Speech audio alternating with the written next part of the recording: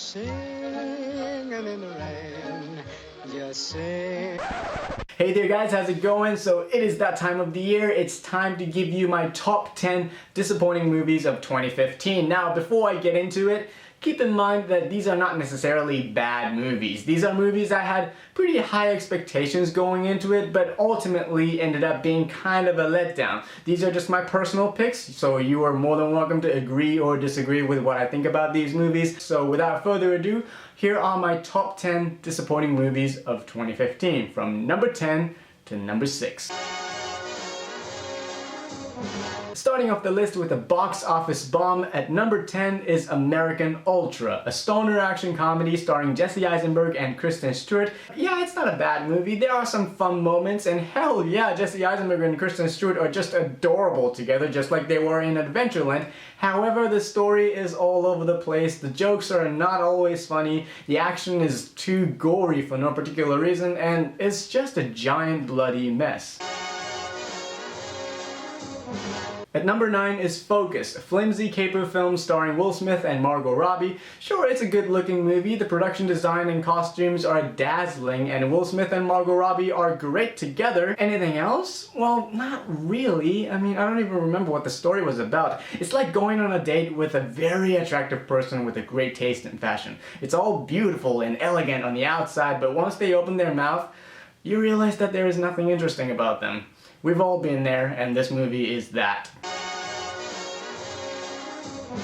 At number 8 is Guy Ritchie's The Man from U.N.C.L.E. and again, it's not a terrible film. I think Guy Ritchie is a fine director and I enjoy his visual style combined with sly humor. That's what he's really good at and I'm totally fine with it. And there is this really cool opening chase sequence that I really liked. It was energetic, it was witty, snappy, wish wish zip zap boom boom pow. My problem with the film, first of all, is the pacing. I mean, wow, a tortoise can move faster than this film does. Second of all, the convoluted plot. I mean, not that it matters. When was the last time when films like this had a believable plot anyway? And finally, it was just terribly forgettable. I mean, I remember there were some explosions. I remember there were a lot of punching and kicking and running around and shooting stuff. I remember who was in it. But what was the story about?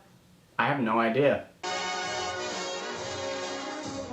Which brings me to number 7, and this is a bad movie. I don't think many people enjoyed it, and this is one of the worst movies I've seen all year, and that is Chappie, Neil Blomkamp's latest sci-fi film about a robot with consciousness. It had a very intriguing plot, and they could have done so much with a premise like this, but instead they decided, hey, you know what, let's make the robot hang out with a bunch of criminals and kill people. Yeah, obviously that's what we want to see at the movies, right? An asshole robot hanging out with douchebags. But I will say there is one redeeming quality to this film. Hugh Jackman can rock a mullet. Not many actors can do that, and for that, good job, Chappie.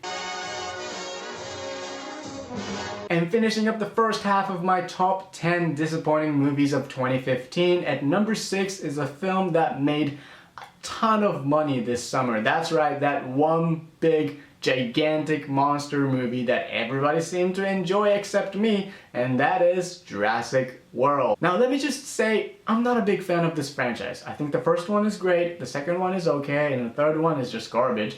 And here comes the film that could have done so much better. I'm not talking about the money, I'm talking about the quality of the film. This could have been the Fast 5 of Jurassic Park franchise. It could have done so much more, so many different things, and take the franchise to a new level, but instead, they decided to play safe. They turned this into a $200 million mediocre noise fest with a bunch of computer-generated creatures, one-dimensional characters, and a bland story. And when I said that, a lot of people told me I was being too harsh. They were like, oh come on man, this could have been a lot worse, it's fine, it's okay, you have to turn off your brain, it's a summer movie with freaking dinosaurs in it, what did you expect? As I was watching it, it kept reminding me how great Jurassic Park was, and I just wished I was watching that movie instead, because That is a great film. The effects still hold up. It's scary and exciting. It's everything what a blockbuster should be, and Jurassic World is not. There was nothing original or new about it. It just basically copied everything that happened in the first film, took it to a different time period, and spent more money on the visual effects, which were not that great. I just wish that those greedy studio executives could stop spending so much money on such mediocre films and instead give that to undiscovered independent filmmakers.